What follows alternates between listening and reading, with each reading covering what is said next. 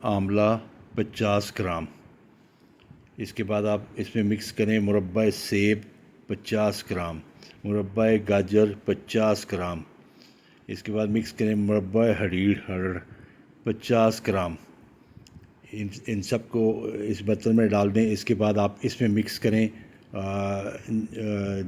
جوارش انارین 1 بوتل، جوارش جالی نوس 1 بوتل، دعا المسک 1 بوتل، خمیرہ گاؤ زبان 1 بوتل، اور اس کے بعد الائچی کے بیج اس میں مکس کر لیں، الائچی کے بیج نکال کے.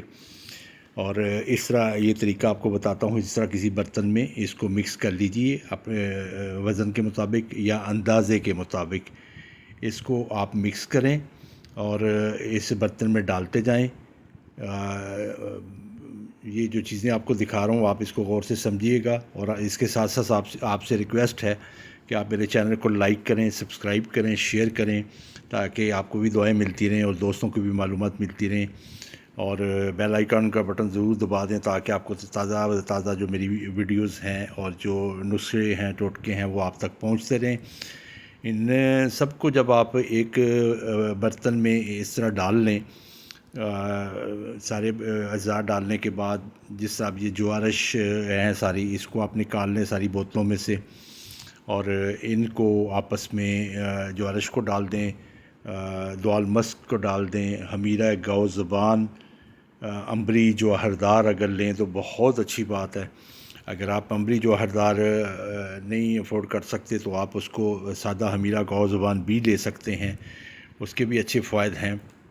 اور یہ تمام عزائر عیسیٰ کے لیے بہترین چیزیں ہیں، انسان کو طاقت دیتی ہیں، دل، دماغ، گردہ، پھیپھڑے، جگر کے لیے بہترین چیزیں ہیں. آپ اس کو زندگی کا ایک معمول بنا لیں استعمال کرنا. انشاءاللہ تبارک و تعالیٰ آپ دیکھیں گے کہ اس سے آپ کے عزائر عیسیٰ، پٹھوں کو، عضلات کو بہترین طاقت ملے گی. اس میں آخر میں گلقند بھی مکس کر لیجئے 50 گرام. اور یہ مکس کرنے کے بعد آپ اس کو اچھی طرح دبائیں. اس میں سے اصل میں نکالنی ہے گٹھلیاں. چند چیزوں میں جس میں آملہ ہے، جس میں ہرڑ ہے، اس میں گٹھلیاں ہوتی ہیں.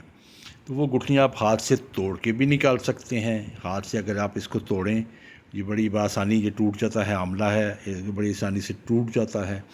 اس کو آپ گٹھلیاں نکال لیں سب کی، اور گٹھلیاں ایک سائڈ پہ رکھتے جائیں اور باقی چیزیں اس میں مکس کرتے جائیں.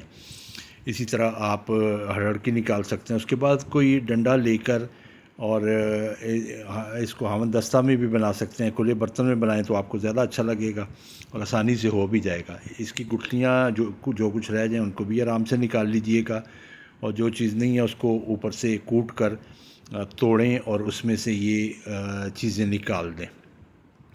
گٹھلیاں فالتو نکالنے کے بعد آپ اس کو اچھی طرح مکس کریں. اس طرح کوٹتے جائیں اور یہ مکس ہوتا چلا جائے گا. اس کا اپنا چونکہ شیرہ موجود ہوتا ہے، شہد ہوتا ہے، اس میں یہ مکس ہوتا چلا جائے گا. اس کو اچھی طرح ٹائم کریں اور لگائیں اور اس کو مکس کر لیں. اور جب یہ ساری گٹھلیاں اس میں سے نکل جائیں اور یہ آپس میں اچھی طرح مکس ہو جائے تو یہ تیار ہو جائے گا. جب یہ تیار ہو جائے تو اس کو اس طرح کسی برتن میں محفوظ کر لیں.